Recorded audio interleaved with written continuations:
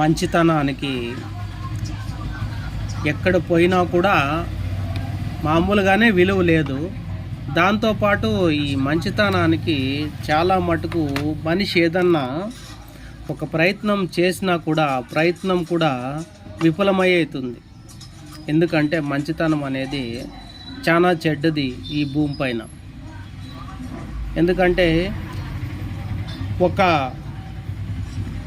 వేరే వాడికి ప్రకృతి కూడా అనుకూలిస్తుంది, అంటే మామూలుగా ఉండే వ్యక్తికి. అదే మంచి వ్యక్తికి ప్రకృతి కూడా దెబ్బతీస్తుంది. ఇది వాస్తవం. ఎందుకు చెప్తానంటే ఈ మాట ఒక్కొక్కసారి జరిగే పరిస్థితుల వల్ల ఇది తెలుసుకోవాల్సి వస్తుంది. ఏదో చేసుకొని పోయే వాళ్ళకి ఏమీ తక్కువ లేకోకున్నట్లా జరిగిపోతుంది.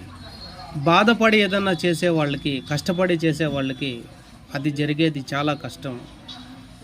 దేవుడు కూడా వాళ్ళకి అనుకూలంగా ఉంటాడు. ఆంధ్ర దాసప్ప.